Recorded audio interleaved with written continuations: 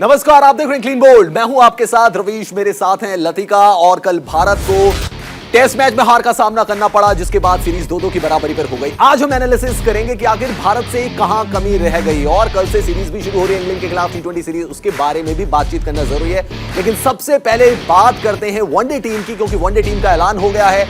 शिखर धवन को कप्तानी मिल गई है। इस वक्त की बड़ी खबर आपको बता रहे हैं। वेस्टइंडीज दौरे के लिए टीम इंडिया का ऐलान कर दिया गया है। शिखर धवन को टीम की कमान सौंपी गई है और साथ ही साथ रविंद्र जडेजा को बनाया गया है वाइस कैप्टन। तो वेस्टइंडीज दौरे के लिए टीम इंडिया का ऐलान हो गया है। शिखर धवन को वनडे टीम की कमान दी गई है और साथ ही साथ रविंद्र जडेजा को बनाया गया है उप कप्तान।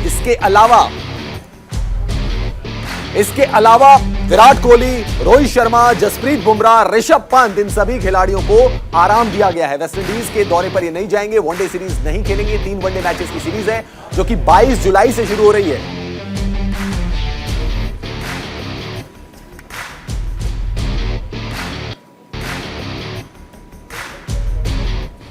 तो वनडे टीम का ऐलान हो गया है वेस्टइंडीज के खिलाफ, और 3 मैचेस की वनडे सीरीज है जिसमें शिखर धवन को कप्तान बनाया गया है।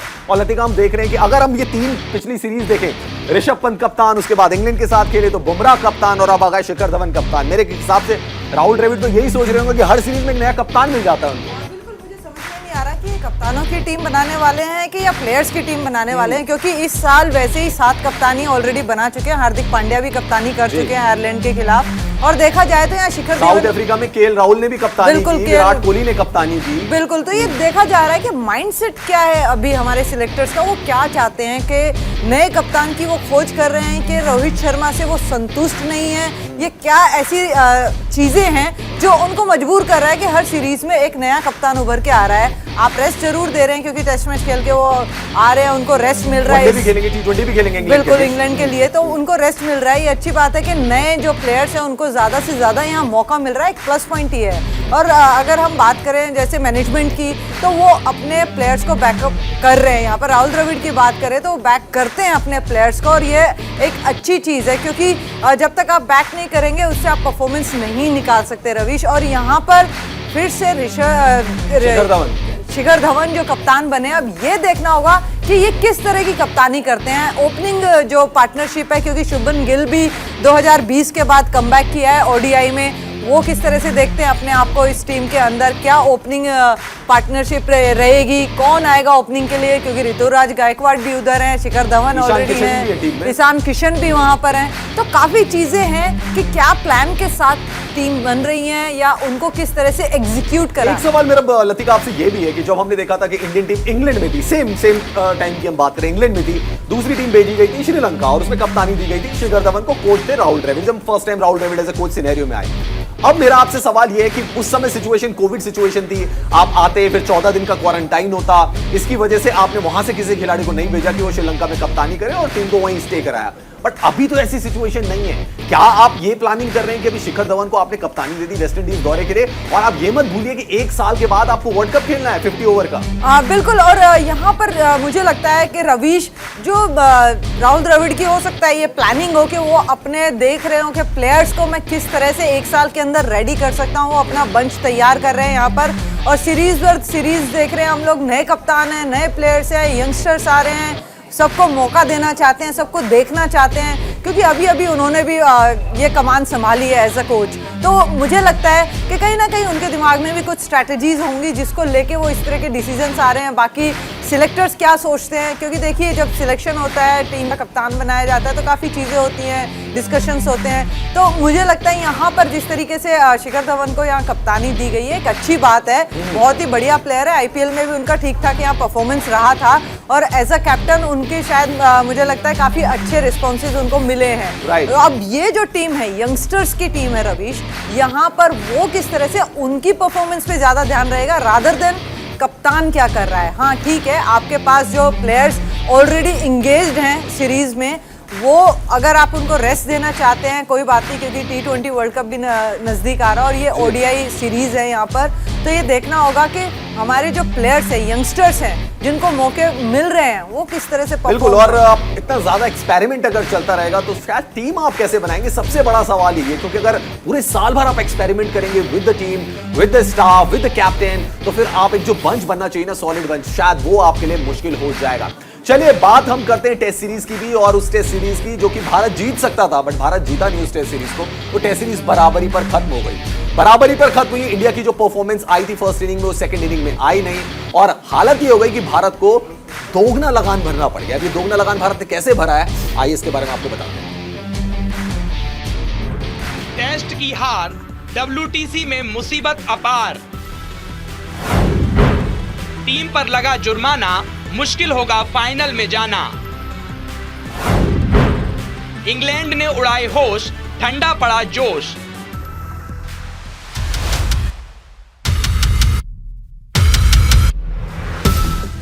भारतीय क्रिकेट टीम को इंग्लैंड के खिलाफ एजबेस्टन टेस्ट में मिली 7 विकेट से हार के बाद स्लो ओवर रेट का जुर्माना लगा है। मैच रेफरी डेविड बून ने माना कि टीम इंडिया अपने तय सीमा के भीतर ओवर पूरा नहीं कर पाई। भारतीय टीम निर्धारित किए गए समय में 2 ओवर कम फेंके। इसके तहत वर्ल्ड टेस्ट चैंपियनशिप में भारत के 2 अंक कटने के साथ खिलाड़ियों पर मैच फीस का 30% जुर्माना लगा है। भारतीय टीम पर WTC के सीजन में तीसरी बार स्लो ओवर रेट का जुर्माना लगा है। इससे पहले नॉटिंघम में 2 और सेंचुरियन में 1 अंक का जुर्माना लगा था। एजबेस्टन को मिलाकर इसकी कुल संख्या अब 5 हो गई है। एजबेस्टन में लगे इस जुर्माने के बाद भारतीय टीम अब WTC पॉइंट्स टेबल में चौथे नंबर पर पहुंच गई है और भारतीय टीम का पॉइंट प्रतिशत 52.08 हो गया है। इस मामले में अब पाकिस्तान तीसरे स्थान पर आ गया है। उसका पॉइंट प्रतिशत 52.38 हो चुका है। वहीं ऑस्ट्रेलिया की टीम WTC अंक तालिका में पहले नंबर पर काबिज है, जबकि साउथ अफ्रीका टीम दूसरे नंबर पर है। बता दें कि ओवर रेट के कारण ही ऑस्ट्रेलियाई टीम WTC के पहले सीजन में फाइनल में नहीं पहुंच पाई थी। साल 2020 में भारत के खिलाफ बॉक्सिंग डे टेस्ट में ऑस्ट्रेलिया पर स्लो ओवर रेट का जुर्माना लगा था, जिसका खामियाजा उसे भुगतना पड़ा था। ऐसे में भारतीय टीम को इससे सचेत रहने की जरूरत है। वहीं स्लो ओवर रेट के लिए ICC की आचार संहिता 2.22 के मुताबिक खिलाड़ियों पर मैच फीस का 20% जुर्माने के तौर पर लगाया जाता है। इसके अलावा WTC के अनुच्छेद 16.11.2 के अनुसार एक टीम को प्रत्येक ओवर शॉट के लिए 1 अंक का दंड दिया जाता है। वहीं भारतीय टीम के कार्यवाहक कप्तान जसप्रीत बुमराह ने ICC के द्वारा दी गई सजा को स्वीकार कर लिया, जिसके कारण औपचारिक सुनवाई की जरूरत नहीं पड़ी। लेकिन इससे भारत के लिए WTC की राह मुश्किल हो गई है। Sports desk, news India. तो भारत ने सिर्फ टेस्ट मैच नहीं गंवाया, बल्कि उनके ऊपर जुर्माना भी लगाया गया स्लो ओवर रेट का। इसीलिए हम कह रहे हैं कि भारत को तो दुगना लगान भरना पड़ गया। सिर्फ हारे ही नहीं मैच को, बल्कि जुर्माना भी लग गया, वो भी स्लो ओवर रेट की वजह से, और WTC के लिए पॉइंट भी कट गए। तो लतिका बहुत खराब स्थिति भारत की हो गई। कहां हम इस सीरीज को जीतने वाले थे और कहां ये सीरीज बराबरी पर खत्म हो गई। और सबसे बड़ा नुकसान है कि आपने WTC के पॉइंट भी गंवा दिए। बिल्कुल, और ये चीजें जहन में होती हैं प्लेयर्स के, ऐसा नहीं है कि नहीं होती, क्योंकि टेस्ट मैच जो होता है वहाँ स्ट्रैटेजीज के ऊपर पूरा मैच दारोमदार रहता है कि किस तरह से आप खेल रहे हैं, सेशंस को किस तरीके से निकाल रहे हैं, बल्लेबाजी में क्या है, गेंदबाजी में किस तरह से गेंदबाजी कर रहे हैं। तो यहाँ ये चीज जो हुई है अभी, जो ये लगा है इन पे, जो लगान जो दोगुना लगवाया है इन्होंने, तो इस चीज का खासा ध्यान रहा होगा। क्योंकि देखिए मैनेजमेंट भी बाहर से देख रहा होता है कि ओवर्स किस रन रेट किस उससे डाल रहे हैं, आप किस टाइम पे डाल रहे हैं, कहीं लेट तो नहीं हो रहे हैं। क्योंकि देखिए इसका खासा ध्यान रखा जाता है, क्योंकि काफ़ी फ़र्क पड़ता है इन पर पॉइंट्स टेबल पर। और जिस तरह से आपने एक्सप्लेन किया इन चीज़ों को, तो मुझे लगता है कि क्लियर विजन होना बहुत ज़रूरी है। आपको एक क्लियर मैसेज जो ग्राउंड पे प्लेयर्स हैं उनके पास पहुंचाना बहुत ज़रूरी है। और मैं कहूँगी रवीश कि ये जो अपने हाथ से गंवाया हुआ मैच है, इसमें कहीं ना कहीं जो डिसीजंस थे वो क्लियर नहीं रहे हैं हमारे प्लेयर्स के पास। एक डिसीजन की बड़ी आलोचना हो रही है लतिका, और सारे जो क्रिकेट एक्सपर्ट हैं वो क्रिटिसाइज कर रहे हैं इंडिया की स्ट्रेटेजी को। वो स्ट्रेटेजी ये है कि आपने अगर पिछली बार में सीरीज कंप्लीट कर ली होती तो मोमेंटम आपके साथ था। इस वक्त जब आप सीरीज खेलने आए, ये टेस्ट मैच अगर आपने नहीं छोड़ा होता तो शायद इंडिया सीरीज जीत चुका होता, लेकिन आपने यहां पे जो ये टेस्ट मैच छोड़ा, इंग्लैंड की टीम आपको फॉर्म में मिली, जो रूट बहुत जबरदस्त फॉर्म में आपको मिले, जॉनी बेस्टो जबरदस्त फॉर्म में मिले, कप्तान चेंज हो गया और भारत का थोड़ा सा डाउनफॉल दिखा। बिल्कुल रवीश, ये एक फैक्टर जरूर है इस सीरीज में जो कि बराबरी पे ये खत्म हुई है। यहाँ पर इस सीरीज को जीत सकते थे कि अगर उसी मोमेंटम में इस सीरीज को फिनिश करते। चलिए हम उसके लिए हम कुछ नहीं कर सकते क्योंकि काफी चीजें हैं जो हमारे कंट्रोल में नहीं थी, पेंडेमिक भी था। तो अगर आज की सिनेरियो में आप देखें, ये मैच भी हाथ में बनाया हुआ मैच था। ऐसा नहीं है कि ऋषभ पंत और जडेजा ने आपको कमबैक कराया था, लेकिन उसका भरपूर फायदा आप नहीं उठा पाए। उसका रीजन मुझे जहां तक लगता है एज अ पर्सनली कि जो स्ट्रैटेजीज थी रवीश, आपने फर्स्ट इनिंग के लिए बल्लेबाजी की, आपने कमबैक किया, उसमें आपने इंग्लैंड के बॉलर्स को धूल चटाई एक तरह से पहली इनिंग में। लेकिन जब आप दूसरी इनिंग में बल्लेबाजी करने आते हैं तो आपके पास क्लियर विजन होना चाहिए, क्योंकि इंग्लैंड जो है पिछले जो 4 हफ्ते उनके गए हैं न्यूजीलैंड के अगेंस्ट, वहाँ इसी तरह के चेज किए उन्होंने। तो कहीं ना कहीं ये बात बल्लेबाजों के दिमाग में ज़रूर होनी चाहिए थी कि अगर आप एक 400 450 का स्कोर रखते हैं या टाइम पीरियड को आगे बढ़ाते हैं तो कहीं ना कहीं ये मैच ड्रॉ की सिचुएशन में भी जा सकता था या फिर आप जीतने की कगार पे भी आ सकते थे। तो रवीश, मुझे लगता है कि ये क्लियर पिक्चर जो है ना, वो जो सेंटर में प्लेयर्स थे उनके पास नहीं थी, जिसकी वजह से आप इस तरह का रिजल्ट आपके पास आता है कि आप मैच हार गए। जिस मैच को आप ड्रॉ भी करा सकते थे तो वहां पर आप, लेकिन अगर इंग्लैंड की यहाँ तारीफ करनी होगी रवीश, क्योंकि उनका अटैकिंग जो मूड है, जिस तरह की अप्रोच वो टेस्ट मैच में लेकर आया, मैं कहूंगी कि ये जो एरा है टेस्ट मैच का, ये काफी इंप्रूवमेंट है। टेस्ट मैच इससे जीवित हो जाता है, क्योंकि आप टेस्ट मैच आपको लगता है कि बोरिंग है, लेकिन जब आप इस तरीके की क्रिकेट देखते हैं जो कि आपको जॉनी बेस्टो ने दिखाई, जो कि आपको जो रूट ने दिखाई, not only in this test match लेकिन उससे पहले जो इंग्लैंड वर्सेस न्यूजीलैंड की जो टेस्ट सीरीज थी उसमें भी आपको एग्रेसिव क्रिकेट देखने को मिली। लेकिन हार के 5 बड़े कारण क्या रहे, कहां पे इंडिया से चूक हो गई और किस तरीके से टेस्ट मैच भारत के हाथों से निकल गया, आइए उसका भी एनालिसिस करते हैं, दिखाते हैं आपको ये रिपोर्ट।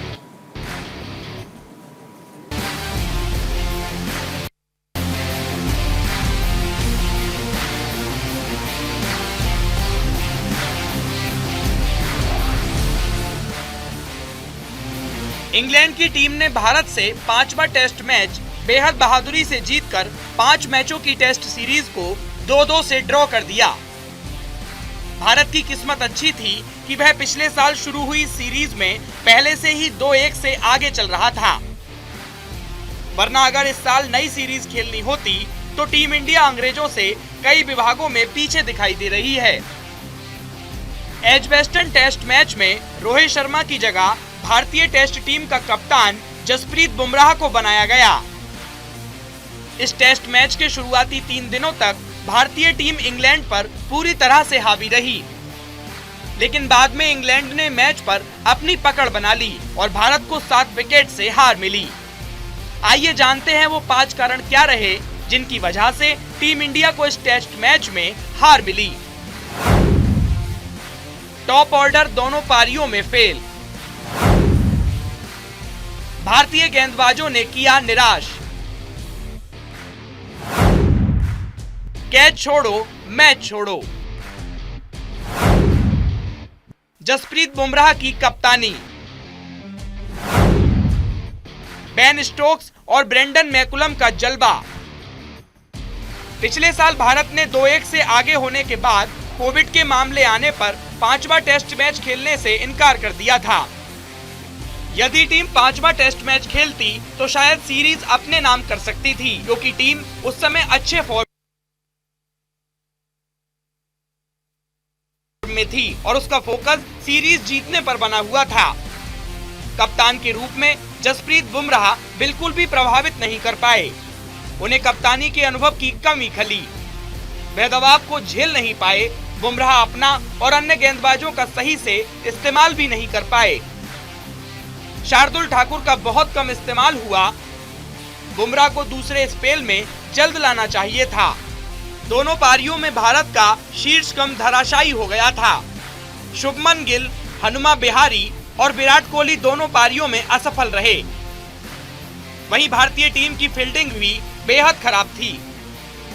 आपको बता दें कि पिछले साल जब ये सीरीज खेली जा रही थी तो भारतीय टीम अच्छे फॉर्म में थी, जबकि इंग्लैंड की टीम एक के बाद एक हार का सामना कर रही थी। हालांकि उसके बाद 9 महीनों में बहुत कुछ बदल गया। कोहली ने टेस्ट सीरीज की कप्तानी छोड़ दी, जिसके बाद रोहित शर्मा को कप्तान बनाया गया। इस दौरान इस सीरीज के चौथे और 5वें टेस्ट के बीच में रोहित और केएल राहुल ने भी कप्तानी की, पर रोहित इस सीरीज कोविड पॉजिटिव होने के कारण 5वें टेस्ट मैच में कप्तानी नहीं कर पाए और कप्तान की जिम्मेदारी जसप्रीत बुमराह के कंधों पर आ गई। दूसरी ओर इंग्लैंड ने भी जॉ रूट को कप्तानी से हटाकर बेन स्टोक्स को कप्तान बना दिया। Sports desk, news India.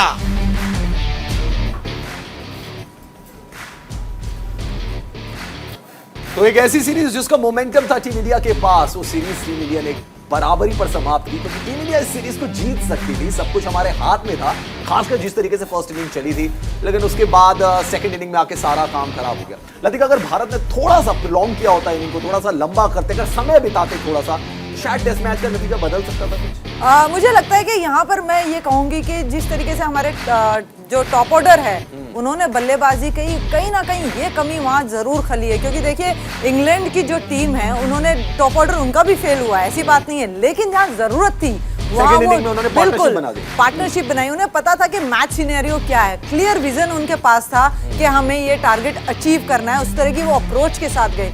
अगर भारतीय बल्लेबाज भी कुछ इसी तरह की अप्रोच के साथ अंदर जाते और कहते कि हाँ भाई हमें ये पार्टनरशिप चाहिए, हमें ओपनिंग में इतने रन्स बनाने, या ये सेशन में हम इतने रन बनाएंगे, हम ये पार्टनरशिप को दूसरे सेशन तक लेके जाएंगे, तो मुझे लगता है कि यह सिनेरियो अलग ही होता है रवीश। क्योंकि देखिए टेस्ट मैच जो है ना सारा प्लानिंग पे चलता है आपका। एक चीज लतिका बड़ा सवाल उठ रहा है कि लोग ये कह रहे हैं कि शायद जसप्रीत बुमराह राहुल द्रविड़ वो कॉम्बिनेशन नहीं दे पाए जो विराट कोहली रवि शास्त्री ने दिया था। एग्रेशन था वहां पर, वो कॉम्बिनेशन नजर आया इंग्लैंड की टीम पर, जहां पे बेन स्टोक्स थे और जहां पर थे आपके ब्रेंडन मैकलम। तो वो एग्रेशन कम हुआ है क्या भारतीय क्रिकेट टीम से? आपने कुछ महसूस किया टेस्ट मैच में? मुझे ऐसा लगता है रवीश, यहाँ पर जब आपके पास 11 प्लेयर है ना, उससे टीम जो बनती है, वहां कैसे परफॉर्मेंस आ रही है आपकी बल्लेबाजी में एज अ टीम, बॉलिंग में क्या कर रहे हैं आप, फील्डिंग में कैसे कर रहे हैं, तो वो चीज़ें मैं अगर विराट कोहली की कप्तानी में देखूं, यस श्योरली वहाँ एग्रेशन हमेशा रहा है।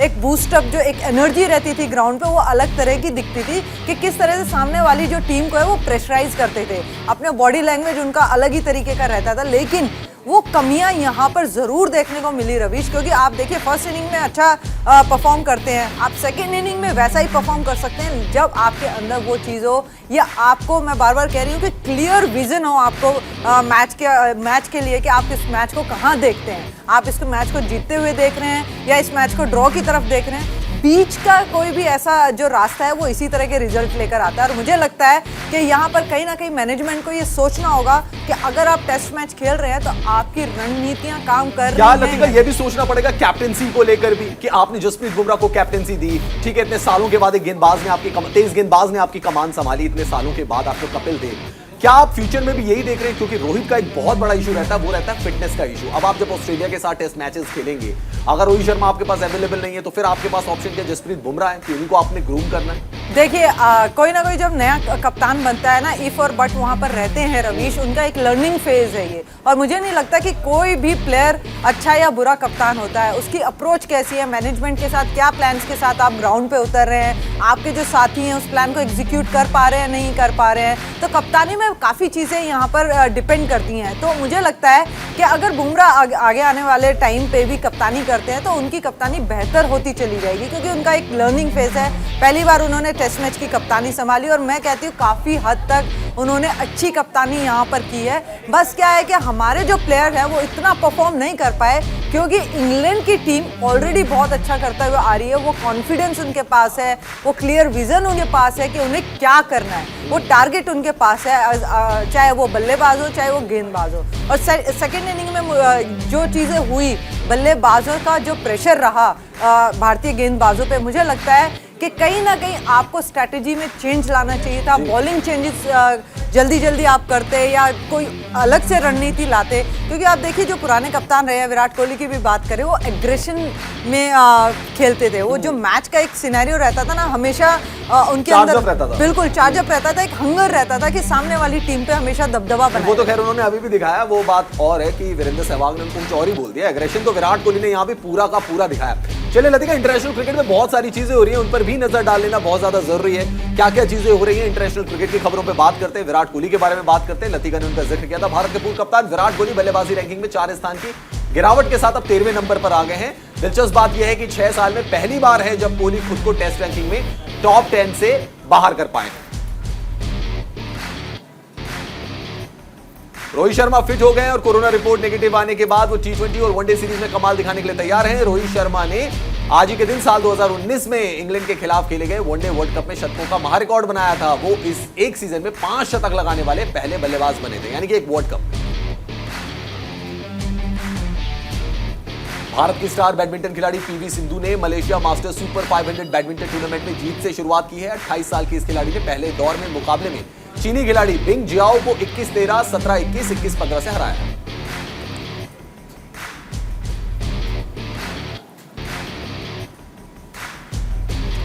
तो कल से व्हाइट बॉल फॉर्मेट की भी शुरुआत हो रही है और उसमें कैसी जंग रहेगी इस पर भी सबकी नजर रहेगी। रोहित शर्मा वो कप्तानी करते हुए वहां पे नजर आएंगे, लेकिन टेस्ट मैच में रैंकिंग में गिरावट शुरू हो गई है विराट कोहली की। लतिका, ये थोड़ा सा टेंशन देने वाली बात है। बिल्कुल रविश, और उनसे हम बार बार उम्मीद कर रहे हैं कि वो रन्स बनाए, विकेट पे समय बिताएं, लेकिन मुझे लगता है कुछ ना कुछ ऐसी प्रॉब्लम है जो उनको भी नहीं समझ में आ रही है कि ये हो क्या रहा है। क्योंकि देखिए वो कोशिश जरूर कर रहे हैं, लेकिन उस कोशिश में कामयाब नहीं हो पाया है। तो अब थोड़ा देखना होगा कि उन्हें अगर टीम में बने रहना है, क्योंकि देखिए क्वेश्चन मार्क आप आएगा, इतने फेलियर किसी भी प्लेयर को लेके नहीं चल सकते हैं आप, क्योंकि वो टीम को कहीं ना कहीं हम स्ट्रेचर के हिसाब से आप कुछ चांसेस दे सकते हैं, बट ऐसा नहीं कि बहुत ही ज्यादा लॉन्ग रन। बिल्कुल, वो टीम को कहीं ना कहीं इफेक्ट करने लगता है, क्योंकि आपके पास यंगस्टर्स हैं जो परफॉर्म करते हुए आ रहे हैं। तो यहाँ पर विराट कोहली को ये सोचना होगा कि किस तरह की इनिंग से वो अपने आप को कम बैक करा सकते हैं, कि किस तरह की अप्रोच के साथ उन्हें बल्लेबाजी करनी चाहिए। तो काफ़ी चीज़ें हैं, क्योंकि देखिए ये फेज जो है हर प्लेयर के साथ आता है, निकलना उन्हीं को है,